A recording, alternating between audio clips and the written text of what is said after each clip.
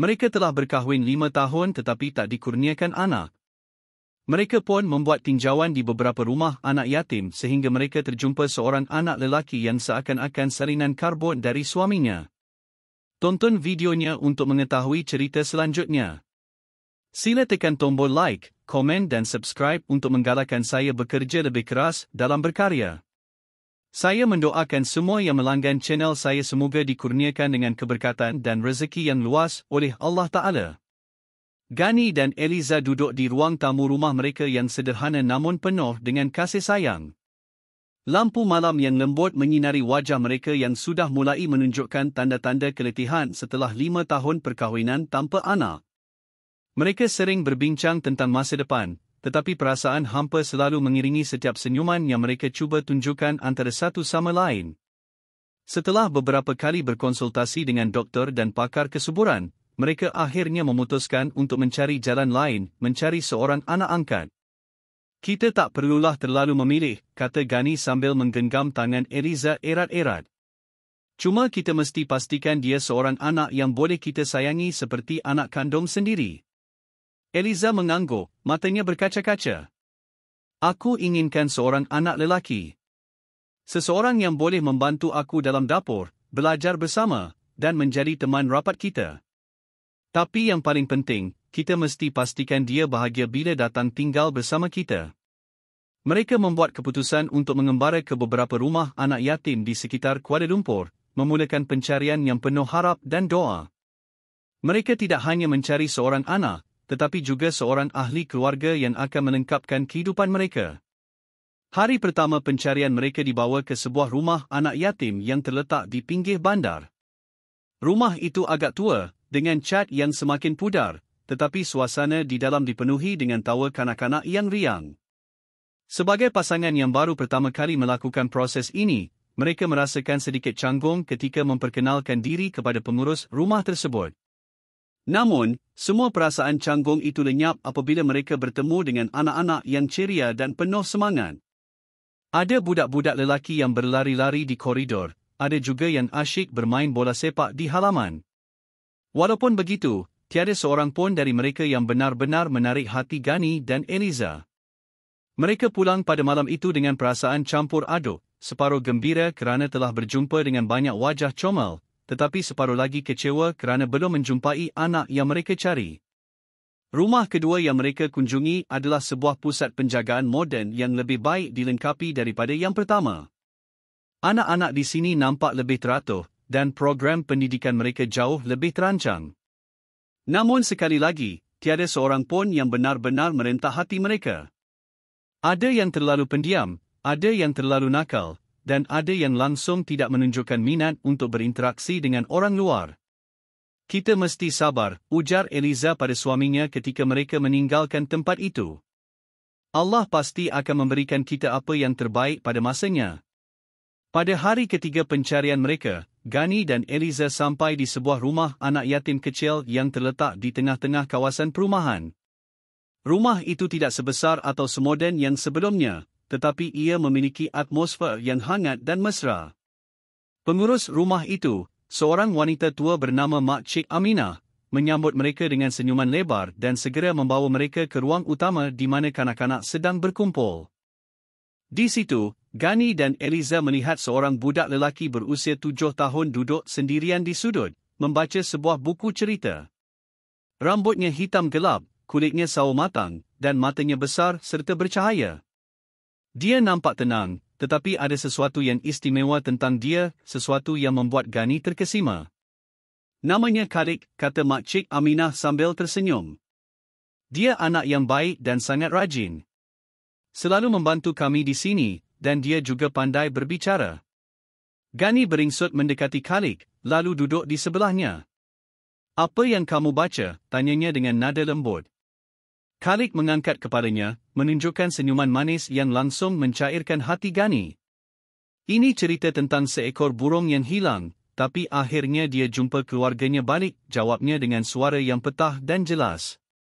Eliza turut menghampiri mereka, dan dia segera terpikat oleh cara Khadik menjawab soalan-soalan mereka. Dia cerdas, berfikiran terbuka, dan penuh rasa ingin tahu. Lebih daripada itu, wajah dan perawakan Khalid benar-benar mirip dengan Ghani semasa kecil, seakan-akan salinan karbon dirinya. Seolah-olah aku nampak diriku sendiri di dalamnya, bisik Ghani kepada Eliza ketika mereka berbincang secara peribadi selepas berinteraksi dengan Khalid. Aku suka dia, kata Eliza. Dia comel, dan dia ada sesuatu yang istimewa. Aku rasa dia akan menjadi tambahan yang sempurna untuk keluarga kita. Setelah beberapa jam berinteraksi dengan Khalid, mereka memutuskan untuk berbincang dengan Mak Cik Aminah tentang kemungkinan mengangkat dia. Mak Cik Aminah mendengar dengan teliti dan memberitahu mereka bahawa Khalid adalah seorang anak yatim piatu yang kehilangan ibu bapanya dalam satu kemalangan jalan raya 2 tahun lalu. Sejak itu, dia tinggal di rumah anak yatim ini, tetapi dia sentiasa menunjukkan sikap positif dan tabah menghadapi nasibnya. Saya percaya dia akan sangat gembira jika mendapat keluarga baru, kata Mak Cik Aminah. Tapi biarkan kami berbincang dengannya dahulu untuk memastikan dia bersetuju. Selepas berbincang panjang dengan Khalid, Mak Cik Aminah memberitahu Ghani dan Eliza bahawa budak itu sangat berminat untuk tinggal bersama mereka.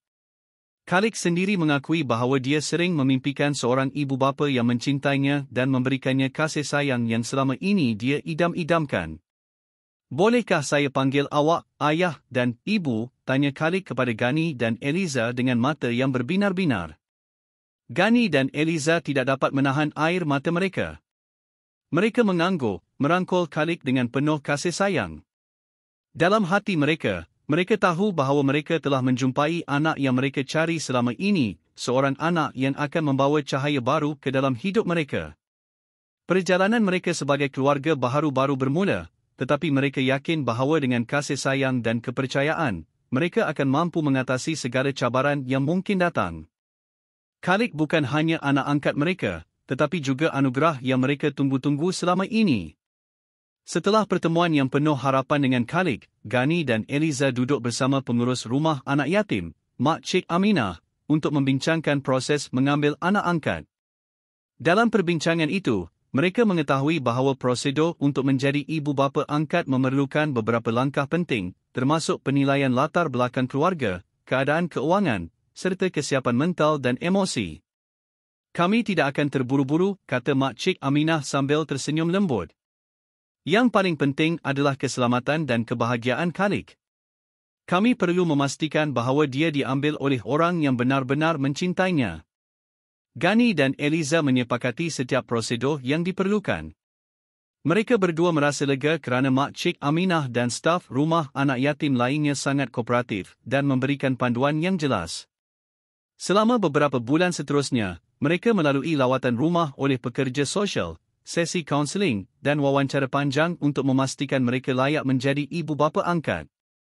Khalid sendiri diberitahu tentang niat Ghani dan Eliza untuk menjadikannya sebahagian daripada keluarga mereka. Pada mulanya, budak itu agak ragu-ragu, takut meninggalkan teman-temannya di rumah anak yatim. Namun, apabila dia melihat betapa tulasnya Ghani dan Eliza, dia mula merasa lebih yakin.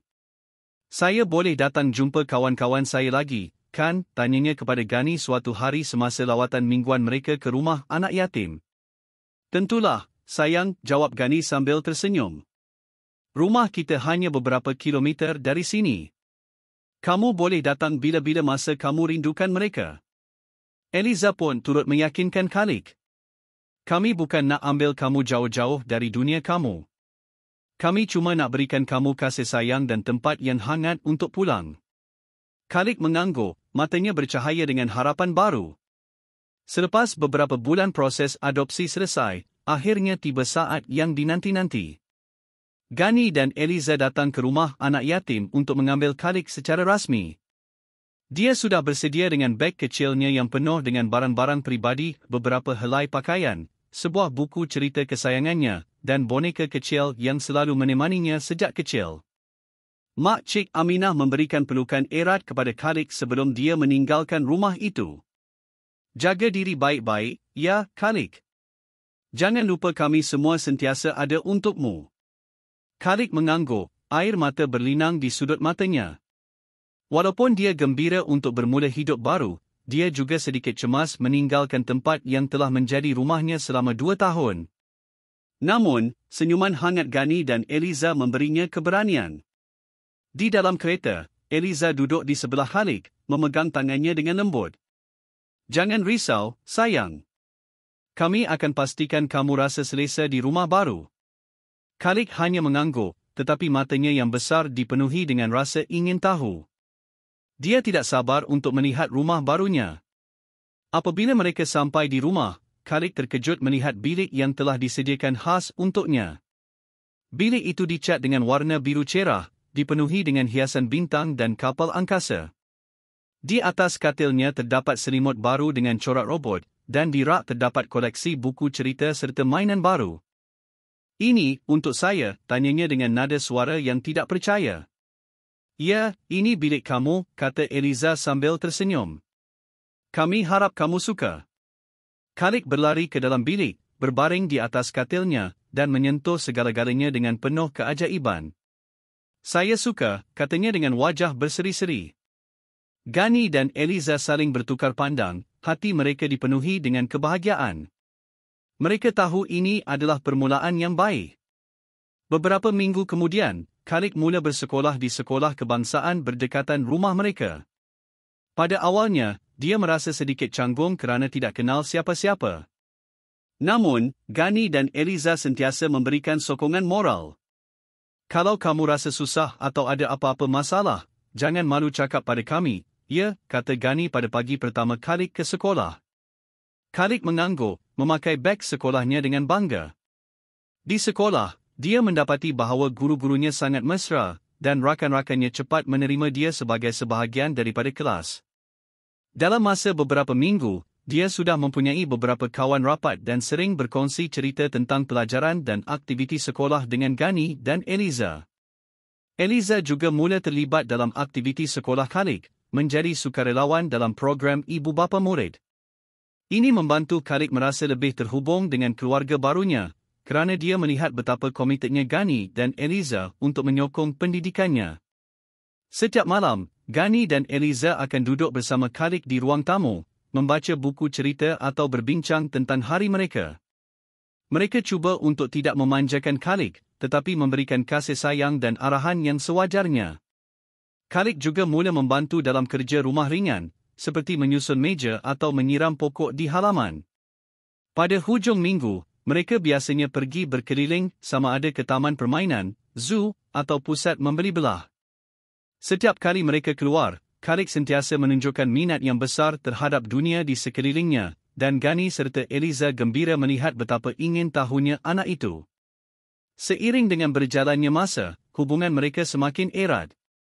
Khalid mula memanggil Ghani ayah dan Eliza ibu dengan spontan, dan setiap kali dia melakukan itu, hati mereka dipenuhi dengan kehangatan. Mereka tahu bahawa walaupun Khalid bukan anak kandung mereka, dia adalah anugerah yang mereka tunggu-tunggu. Namun, seperti setiap keluarga, mereka juga mula menghadapi cabaran-cabaran kecil. Kadang-kadang Khalid merindukan kehidupan lama di rumah anak yatim, dan kadang-kadang dia berasa kurang yakin tentang kedudukannya dalam keluarga baru. Tapi dengan cinta, kesabaran, dan komunikasi yang terbuka, mereka sentiasa dapat mengatasi setiap cabaran bersama-sama. Malam itu, Ghani duduk di tepi tingkap bilik tidur, menatap langit malam yang dipenuhi bintang. Dia sedang berusaha untuk memahami sesuatu yang telah mengganggu fikirannya sejak Khalid datang ke dalam hidup mereka. Wajah Khalid senyuman, mata besar, bahkan cara dia berbicara, semuanya begitu familiar. Terlalu familiar. Ia seolah-olah seperti cermin dirinya sendiri ketika masih kecil. Adakah ini hanya kebetulan, gumam Ghani kepada dirinya sendiri? Atau, mungkinkah ada hubungan lain? Pikiran itu terus berputar dalam benaknya hingga dia tidak dapat mengelak daripada kembali ke masa lalunya. Masa-masa di universiti, ketika dia bertemu dengan Faiza, seorang wanita yang pernah menjadi bahagian penting dalam hidupnya selama 7 tahun. Faiza bukan sahaja teman rapatnya, tetapi juga seseorang yang dia hormati dan sayangi lebih daripada seorang rakan biasa. Namun, hubungan mereka tidak pernah berkembang ke arah yang lebih serius selepas satu peristiwa yang tidak disengajakan. Satu malam, ketika mereka berdua sedang bersantai di apartmen Ghani, suasana mendadak menjadi intim. Mereka terlanjur melakukan hubungan seksual, sesuatu yang tidak pernah mereka rencanakan. Selepas itu, Faiza mulai menjauhkan diri darinya. Dia tidak tahu sama ada kerana dia merasa bersalah, takut hubungan mereka akan hilang kawalan, atau sebab-sebab lain. Apapun alasannya, Ghani tidak pernah lagi berhubungan dengan Faiza selepas peristiwa keterlanjuran itu. Nombor telefonnya sudah tidak aktif dan ditukar dengan yang baru, dan dia lenyap tanpa jejak. Ghani cuba banyak kali untuk menghubunganinya tetapi tidak berjaya. Kini, berdiri di hadapan fakta bahawa Khalid boleh jadi anak lelaki yang dilahirkan dari hubungan singkat itu, Ghani berasa campur aduk. Dia tidak berani memberitahu Eliza tentang kisahnya dengan Faiza, bukan kerana dia merasa bersalah, tetapi kerana dia takut rahsia ini akan merosakkan hubungan mereka. Eliza adalah wanita yang paling dia cintai, dan dia tidak ingin melukai hatinya dengan perkara-perkara yang mungkin tidak penting. Aku mesti tahu kebenaran, bisik Ghani pada dirinya sendiri. Tapi bagaimana caranya? Setelah beberapa bulan berfikir, Ghani akhirnya membuat keputusan. Dia memutuskan untuk membawa Khalid menjalani ujian DNA di sebuah pusat ujian berdekatan. Namun, dia tidak ingin memberitahu Eliza atau Khalid tentang sebab sebenar ujian itu dilakukan. Baginya, ini adalah satu-satunya cara untuk mendapatkan jawapan tanpa menimbulkan kecurigaan. Pada suatu pagi hari Sabtu, Ghani memberitahu Eliza bahawa dia akan membawa Khalid ke klinik untuk pemeriksaan kesihatan rutin. Khalid kelihatan sedikit letih minggu ini, kata Ghani kepada Eliza dengan nada tenang. Aku nak pastikan dia baik-baik saja. Eliza mengangguk, percaya sepenuhnya kepada suaminya. Baiklah, ingatkan Khalid minum air banyak-banyak nanti. Di dalam kereta, Khalid duduk di sebelah Ghani, penuh dengan rasa ingin tahu. Kenapa kita pergi klinik, ayah? Saya tak sakit apa-apa. Ini cuma pemeriksaan biasa, nak, jawab Ghani dengan senyuman.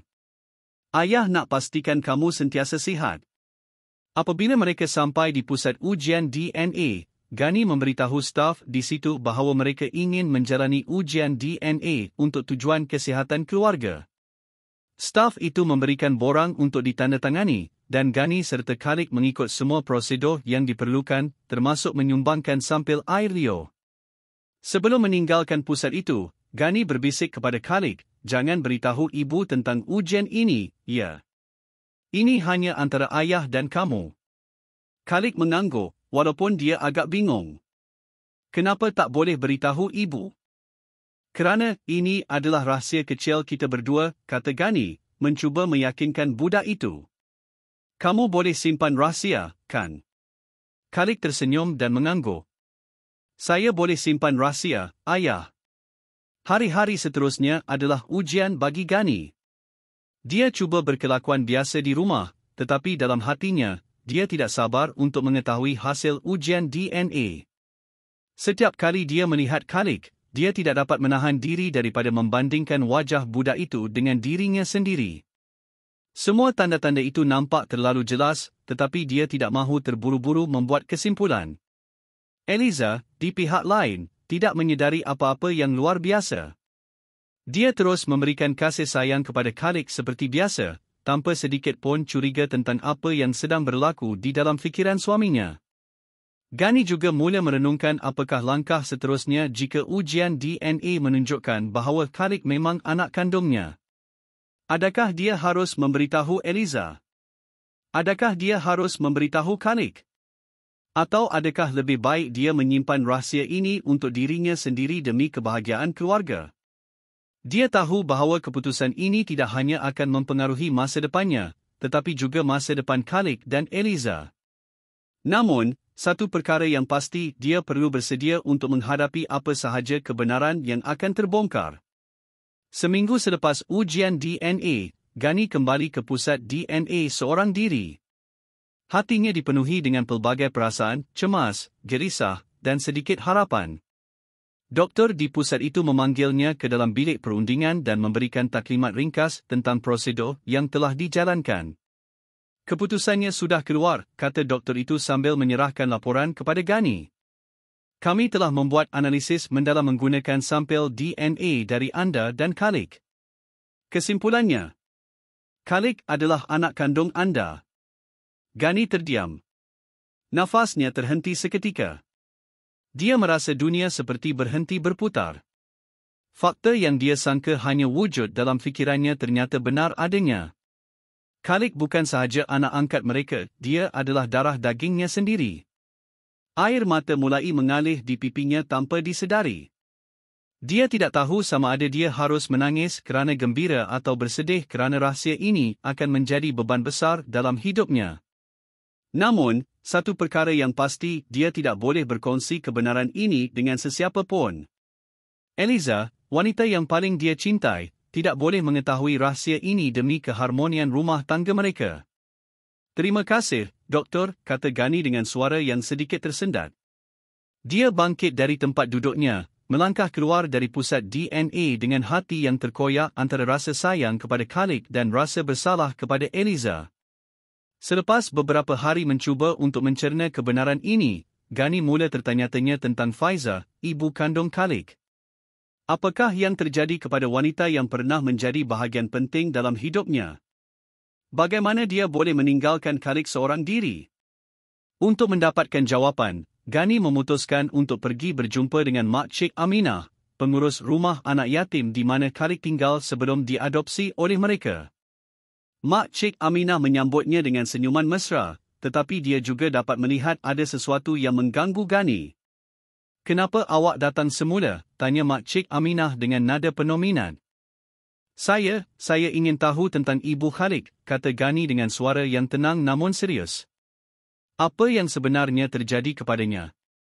Mak Cik Aminah menghela nafas panjang, seolah-olah dia tahu ini bukan percakapan yang mudah. "Baiklah, saya akan beritahu apa yang saya tahu. Faiza, dia seorang wanita yang baik.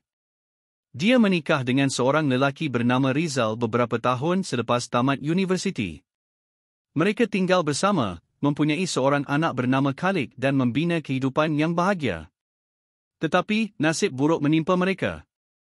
Ghani mendengar dengan teliti setiap perkataan Mak Cik Aminah. Matanya terfokus pada wajah wanita tua itu, mencari petunjuk tentang cerita yang akan diungkap. Faiza dan suaminya meninggal dunia dalam satu kemalangan jalan raya.